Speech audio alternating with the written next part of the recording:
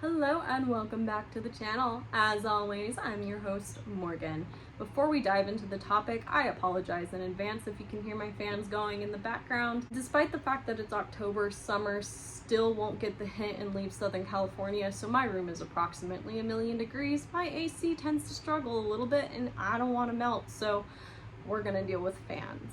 A fun fact about me that you may or may not know is that I am a self-proclaimed lifelong horse girl. Yes, I never grew out of that childhood phase that supposedly every little girl goes through where all she wants to do is own a pony.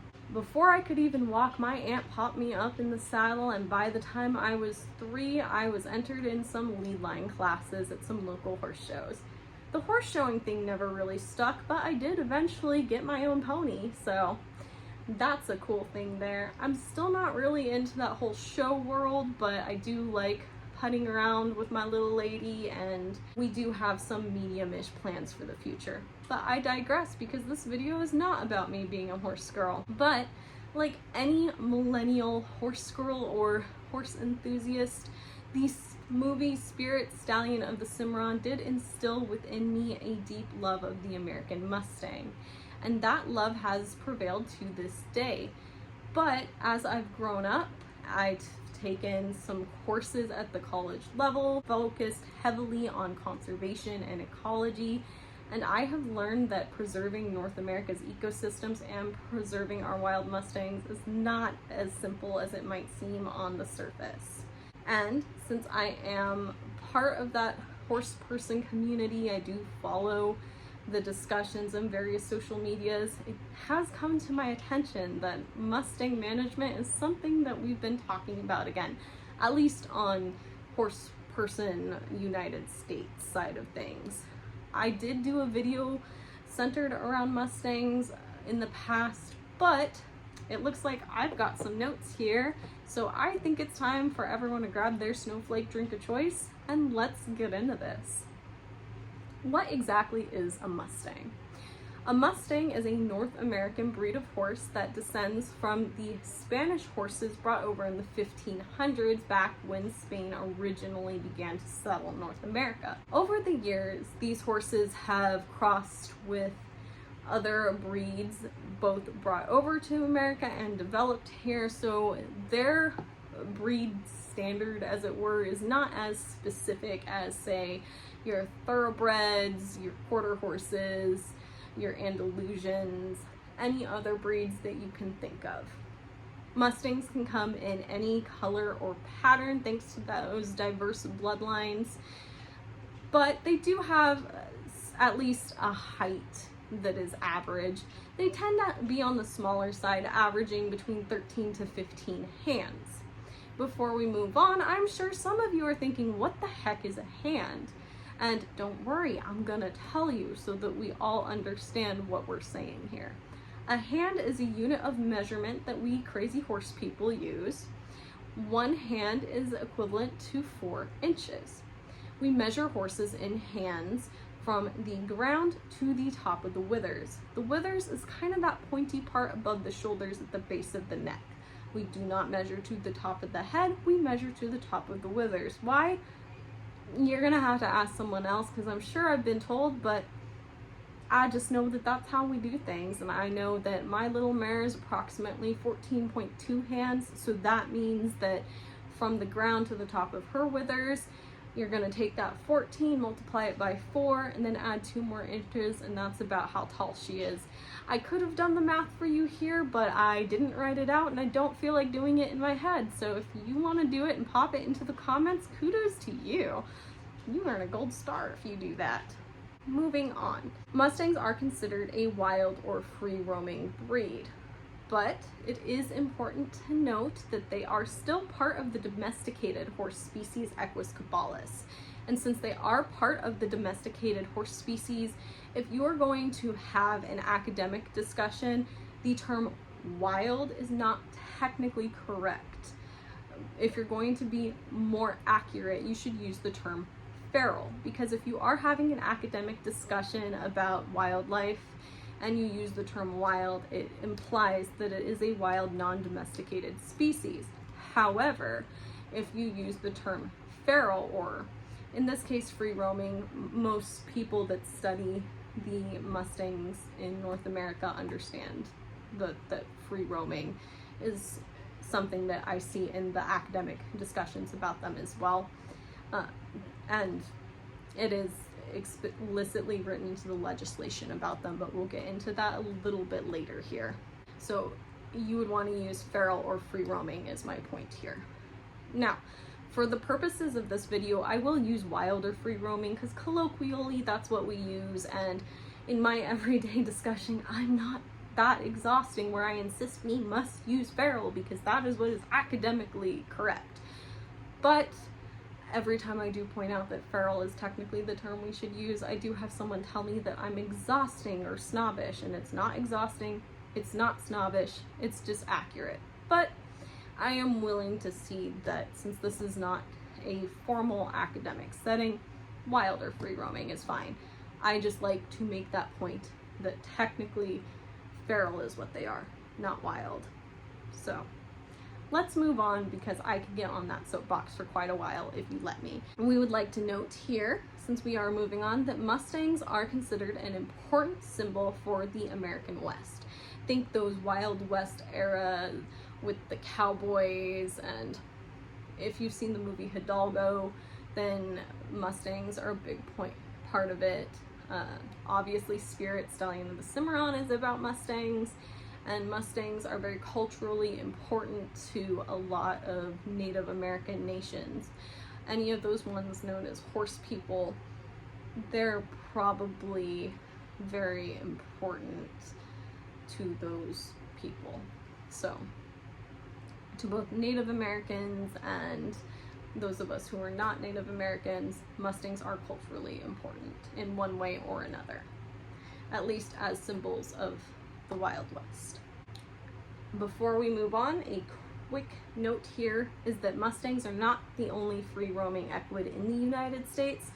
We also have donkeys or burros, and they are also part of a domesticated species, specifically Equus asinus. So a lot of what is said here can apply to burros as well. I'm just defaulting to horses since that is usually what people think of when we're talking about the free roaming equines in the United States. But don't forget our lovely little donkey friends out there because they're adorable. Before we dive into the meat of this discussion, even though we're already a decent chunk into this video, I want to talk a little bit about the history of equines in North America. So the horse family Equidae did technically evolve in North America, and the reason we're talking about this right now instead of later in the video when I talk about some of the arguments that are going to be made from the activist groups and things is because this is one of the points that's brought up every single discussion. So I want to just go ahead and tackle it now because it's also going to be relevant for later after we're done with this little portion. So when exactly did horses evolve in North America? And when we're talking about horses, we're not just talking about the genus, we're talking about the family. Not just the genus Equus that we are all familiar with, but the greater family Equidae. The earliest known horse evolved about 55 million years ago during the Eocene. Most people would not even recognize this creature as a horse, however, so Hyracotherium or Eohippus or the dawn horse. These are all names that it is known as it had 3 toes and it was very small. It was very well evolved for living in a more forested environment and kind of weaving in and out of places. But this little creature laid the groundwork for what we now know as horse. So during the Oligocene, I apologize if my pronunciation is bad. I'm not that great at prehistoric stuff. This particular period of time lasted from about 33.9 million years ago to 23 million years ago. And during this period, we see another creature, Mesohippus. After Mesohippus, during the Miocene, about 23 million years ago to about 5.3 million years ago, we see the descendants start splitting into different evolutionary branches.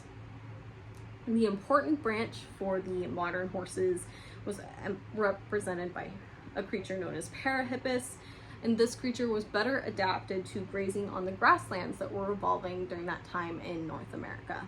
And today, modern horses are grazers. So from Parahippus, we get Merychippus, and this creature evolved during the middle to late Miocene. It retained the 3 toes of its ancestors, however, its lower leg bones became fused, which is very good for swift running. And modern equines are very good at running fast. That is one of their go-to maneuvers to get away from predators or any other danger. From Merychippus, a one-toed line evolved, and Pliohippus is what's important to us from these branches. Pliohippus evolved during the early to middle Pliocene, and the Pliocene ranged from about 5.3 million years ago to 2.6 million years ago. This is the direct ancestor to the genus Equus. About 4 to 4.5 million years ago is when this genus Equus evolved. This is where you get your horses, your zebras, your donkeys. And genus Equus is the only extant genus in the greater Equidae family today. So all those other genuses in the family, they went extinct. Equus is all we got now. After Equus evolved, its members were able to kind of depart North America and expand throughout the globe over land bridges and things like that. So when exactly did horses disappear from North America? We know they evolved here, but there was a very long period of time where Equus just wasn't here. Well, about 10,000 to 8,000-ish years ago is when Equus disappeared from North America. There are multiple hypotheses as to why they disappeared, but overall the actual reason remains a mystery, and there's a strong chance we may never know exactly why Equus went extinct in North America at that time. So then that begs the question of when exactly did horses reappear in North America? And we actually know with pretty good certainty when they reappeared, because they reappeared with Spanish settlers around 1519. It was first thought that horses didn't really spread through North America despite being brought over in the 1500s until after the Pueblo Revolt of 1680. And it was thought that horses started spreading slowly by kind of roaming on their own.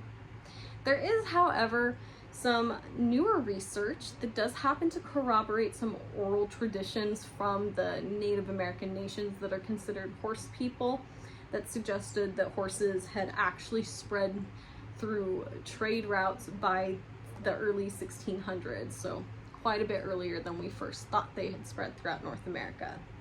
If you're interested in reading more about that, I have linked both the Smithsonian Magazine article as well as the actual research article from Science that talks about the particular research that was done to make those determinations and discovery.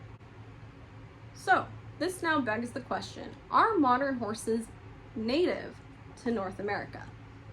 The simple answer is no, they are not. Despite the genus evolving here, they disappeared for thousands of years. So our ecosystems evolved without the presence of Equus. So no, they are not native.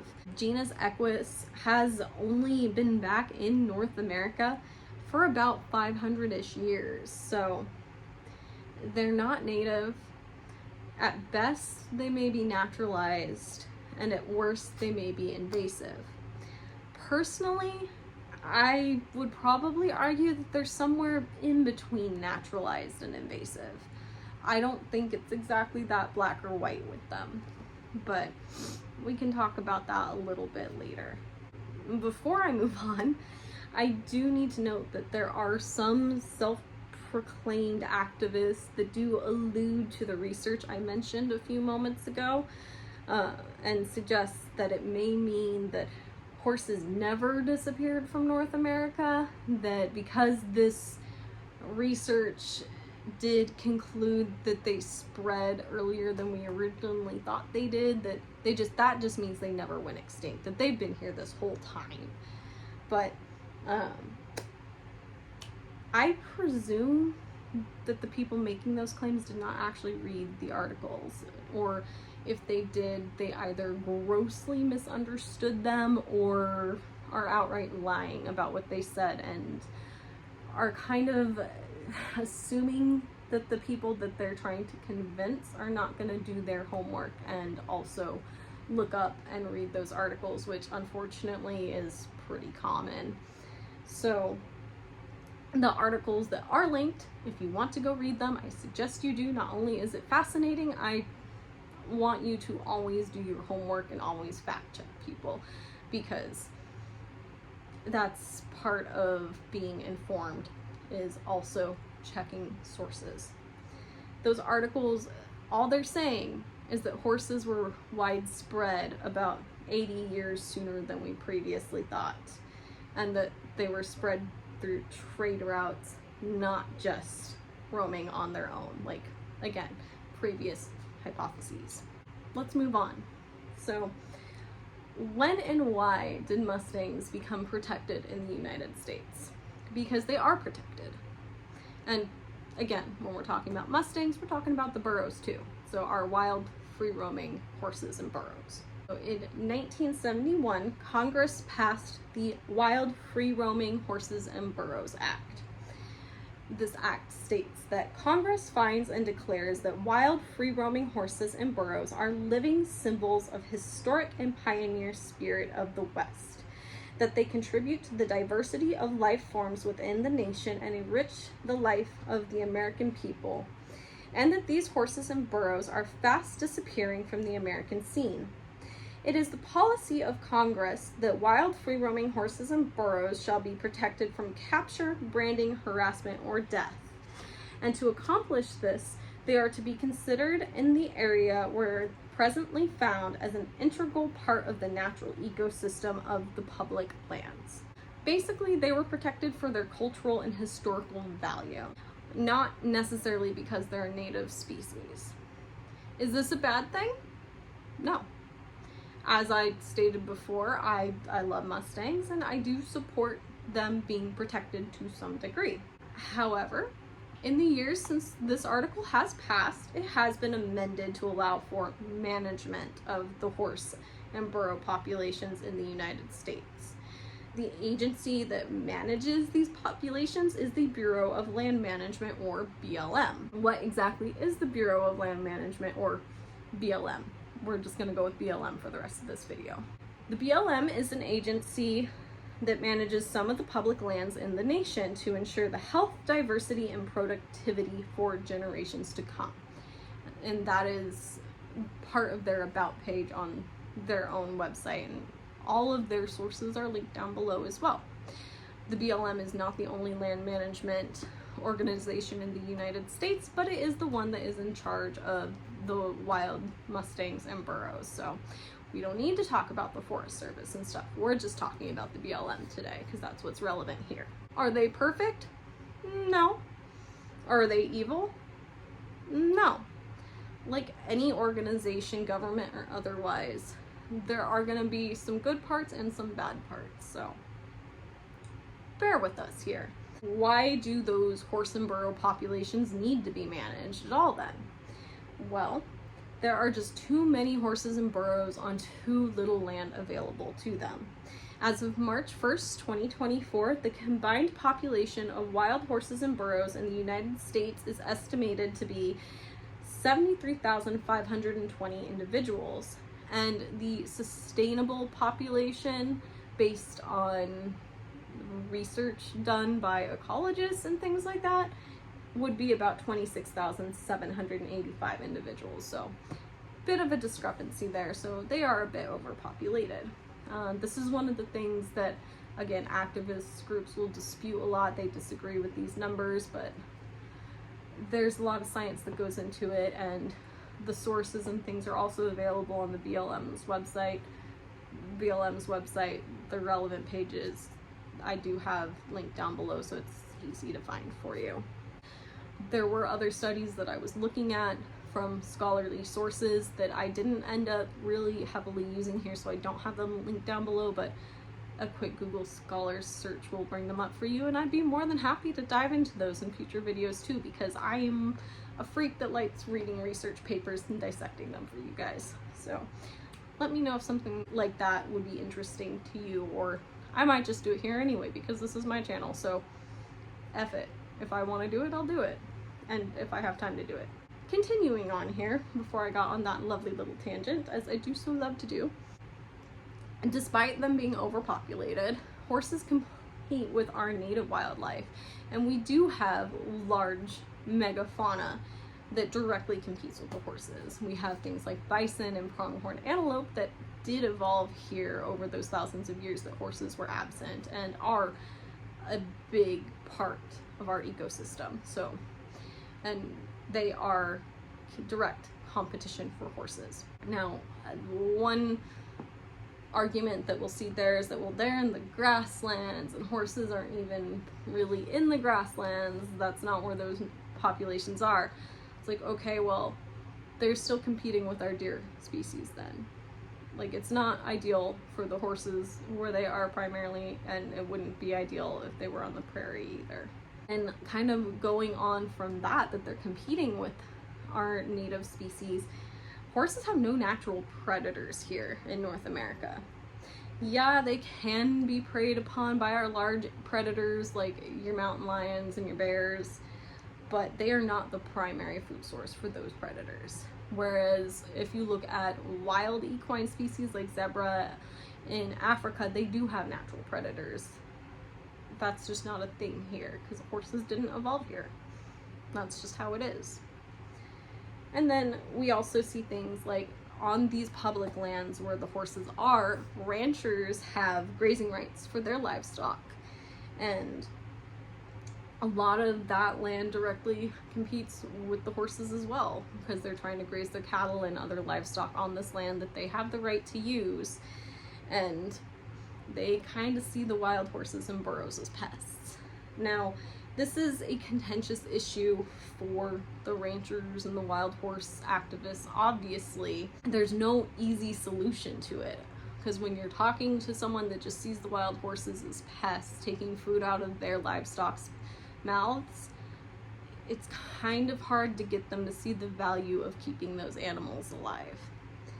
And grazing livestock on public land in and of itself has its own set of problems and its own set of ecological issues, but we're not discussing that in this video. I just bring it up here because the rancher v Mustang thing is a common theme you'll see in the discourse. So it is important to mention that that is one of the issues that would be a big issue if the wild horse populations were no longer managed by any agency, if they were allowed to just kind of go off and do their own thing as some activists are pushing for.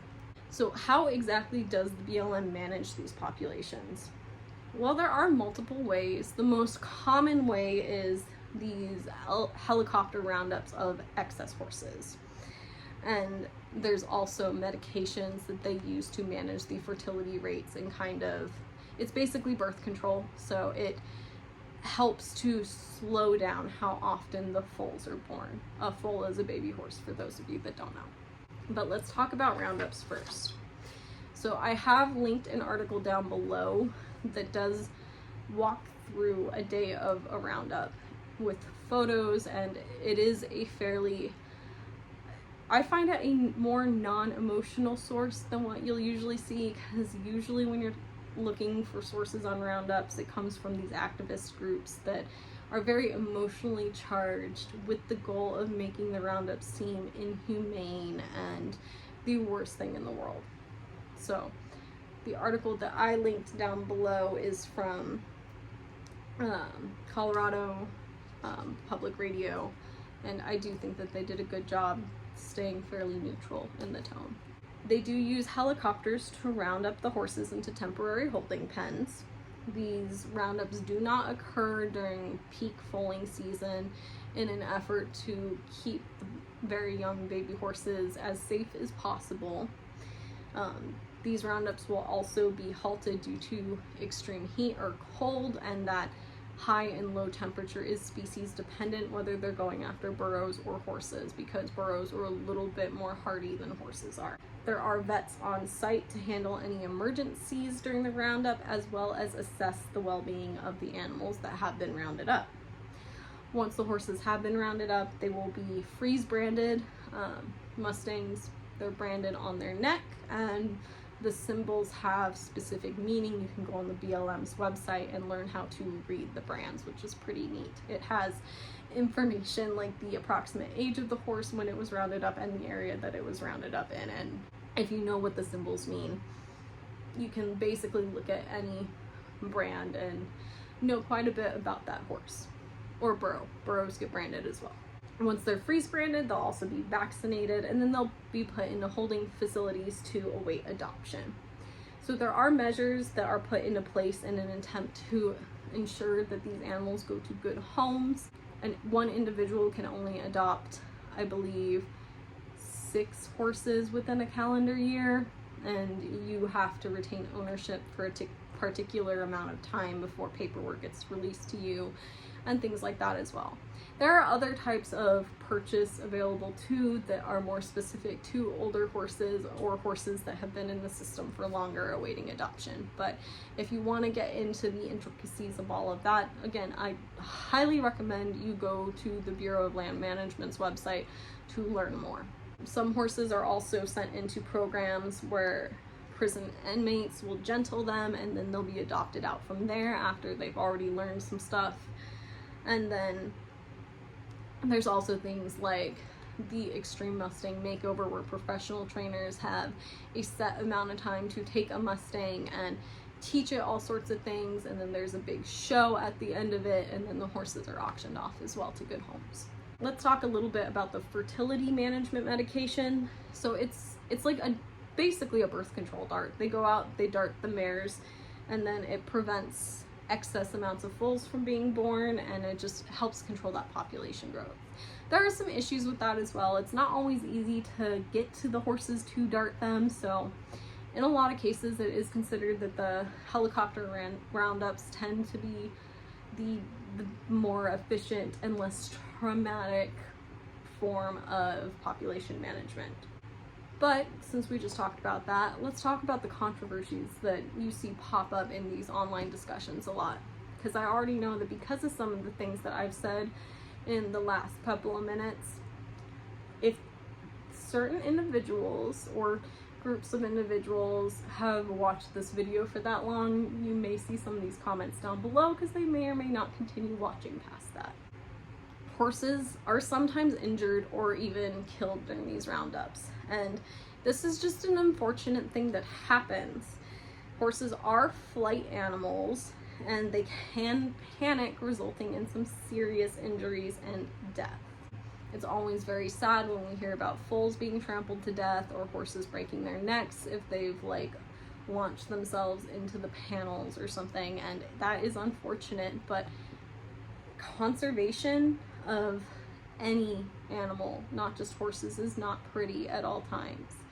There's always going to be some level of trauma to whatever animal that you are working with or managing, and unfortunately you're gonna have to decide what an acceptable level of trauma is, especially for the greater good of the population. And based on the most current research, the helicopter roundups are the safest method for both the horses and the people who are working to round them up, because it's not only employees working there, they also have a wealth of volunteers that help as well. So these helicopter roundups, they're the quickest and most efficient way to herd the horses, and they are the safest method for the people on the ground as well.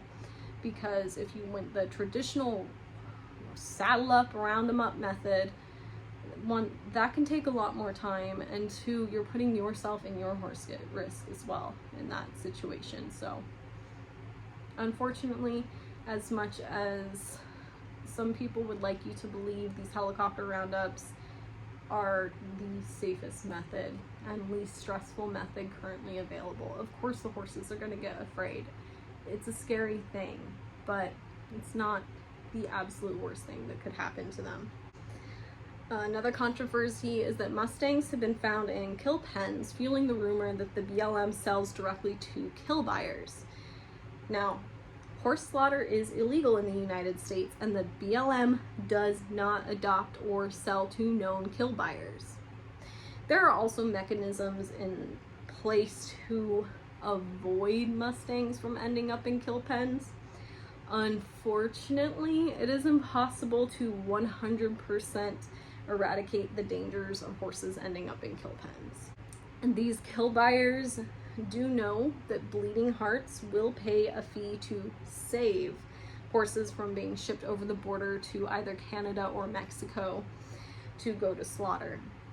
The sad fact is that when you do see horses up on these sites to be saved from kill pens, the people in charge have already decided that that particular horse will give them more money being saved than it will from being slaughtered. So there is a strong chance that that horse that you just donate a lot of money towards springing from the joint, as it were, might not have been in as much danger of going and being slaughtered as the horse that was never put on that website to begin with. This particular discussion could take up its own video, so we're gonna move on from here, but just know that, yeah, Mustangs have ended up in kill pens. I'm not denying that. The BLM doesn't deny that either, but there are mechanisms put in place to try to avoid that. But we don't live in a perfect world, and one of the most common breeds you'll actually see in the kill pens are quarter horses, so let that sink in a little bit if you need it to. If you want a more thorough discussion on this stuff, I don't know that I really am interested in making a whole video about it, but there are resources out there, and there are fates worse than death, so keep that in mind. There's also a claim that the BLM caters to the ranchers. They don't necessarily cater to them, but they do need to balance the ranchers' grazing rights with the horses and the ecosystem. So they're not in a good place either. Not to necessarily defend them, because I am sure that in some places certain individuals that are employed with the BLM are more sympathetic to the ranchers than they are to the horses, and that's just the world we live in, unfortunately. So, and they can't just cut off the ranchers. That's the reality of it. So that's a thing it's not gonna get fixed overnight if it ever does get fixed. I don't want to go into too many more controversies here because there are a lot of them, but the BLM does have a page dedicated specifically to responding to the common myths. So I suggest you do take a look over that page because it is a lot more in depth than I've been here, and if you want that deep dive, I do think that you should go take a look at it. I have linked their main page for the Mustang and Burro program in general, but it is very easy to navigate from that page to that common myths page. So please do if you want a little bit more of a deep dive. Next, I want to touch a little bit on the quote-unquote advocacy groups and my opinions on them, which you can probably guess based on how I've kind of talked about them before this point, but there are quite a few wild horse advocacy groups in the United States, and one thing that many of them have in common is that they are very good at tugging on your heartstrings, especially the heartstrings of people that are not really horse people. I have not linked any of them in this video because I don't like giving them more traffic. I believe in my previous video I might have linked one of them, but I find that they tend to sprinkle in just enough facts so that their emotional discussions gain more traction and you question them less. During my research for this video, I did find an article on Science Direct looking at the public's knowledge about the free-roaming horses and their management. It's actually linked below if you're interested in looking at it. I found it pretty interesting. But unsurprisingly, they found out that the public's knowledge is actually fairly low. And that's what I expected, to be honest, because what average person is gonna spend hours researching wild horse management? I mean, who does that? Something that did stand out to me, however, when I did read through this article, is that half of the respondents did not even indicate that they knew adoption was a legal management option used by the BLM, which is astonishing to me because I thought that was pretty common knowledge that BLM rounded up horses and then adopted them out to good homes.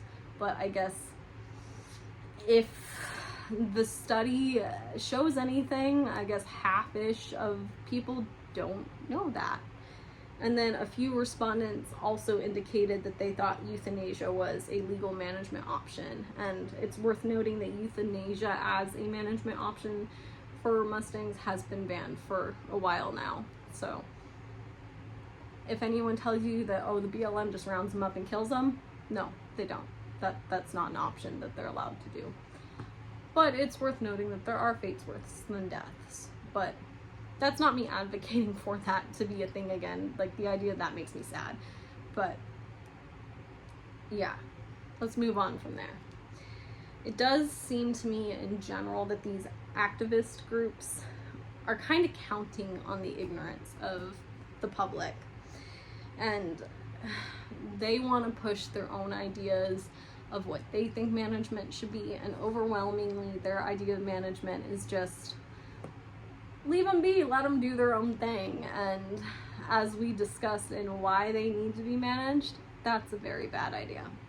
But this video is starting to get kind of long, so let's dive into kind of my final thoughts on the matter to try to tie this up with a neat little bow. Again, like I discussed previously when we talked about the helicopter roundups, the Colorado Public Radio article that I did link below is actually the article that made me want to make this video at all. Again, it does go through a day of the roundup process. It has a lot of photos, and it actually spoke to some of the people who work and volunteer there. So I think that it's worth a read, especially since it doesn't have that same emotional charging that the activist groups on their blogs and websites have. Unfortunately, if you do Google Mustang roundups and stuff like that, activist groups are usually what pop up first. But go look at the article I linked. I do think it's worth a read if you want a more neutral take on it. I do think that we need more public articles like the one I linked. One, so it can combat everything that the activist groups put out there, but two, also so that the public can be more knowledgeable about our wild horse management here in the United States. I do think that it is something that is important, especially for anyone that cares about the environment and things like that, or preserving history, because they are protected due to their historical value. The reality of wild horses in the United States is that while I do support their protection, part of that protection needs to be this population management that we've been talking about. And it's for the well-being of the ecosystem and the horses and burros themselves, because overpopulation does lead to very slow deaths due to starvation. Unfortunately, wildlife management is not always pretty. Sometimes a little bit of trauma is necessary to accomplish the greater goal. Yes, it makes me sad to hear of horses losing their lives in a roundup, but the risk of that happening is, again, better than a future where the land can no longer support the horses and they are doomed to slowly starve to death. And in that future, the land also will not be able to support our native wildlife either. So it's not just about the horses and burros at this point. There are some people out there who do own land specifically set aside for Mustangs to live out their lives in peace on, and I do support these people. But I also think there is zero reason why Mustangs shouldn't be trained to become stellar partners to human companions. There was one Mustang that I used to ride at a rescue that I volunteered with at a friend in high school, and he was such a fun little horse. If I had been in a position at the time to adopt a horse, I probably would have adopted him. I do love Mustangs. I think they are great animals. And yeah, I think it's really cool that some people have basically turned their property into rescues for some to just kind of live out like a wild horse. They also provide vet care and farrier care if needed. But these horses are smart, and there's no reason why they can't become a partner for an amazing horse person. Overall, I don't think there's an easy solution to the wild horse issue in the United States. but fighting tooth and nail to prevent professionals from managing populations only makes things harder. Please remember to vet where you're getting your information from in the future, and do not blindly trust a group because they claim to be an advocate for wild horses. That's all I have for you today. What are your thoughts of the management of wild horses and burros in the United States, or like anywhere in the world if you have wild horse populations? I would be interested to know. As always, my sources are linked down below for you to peruse. I do highly recommend you look at my sources, check my work. Do not just take my word for it, because after all, I'm just some girl on the internet who's done a little bit of coursework on biology and ecology. If you liked what I had to say, go ahead and leave me a like. If you hated every word that came out of my mouth today, go ahead and leave me a dislike. Either way, leave me a comment down below. Maybe I'll respond to it, maybe I won't. If you want more of me in your suggested videos, click that subscribe button. As always, I hope you have a wonderful rest of your day, afternoon, evening, what have you, and I will see you all in the next one.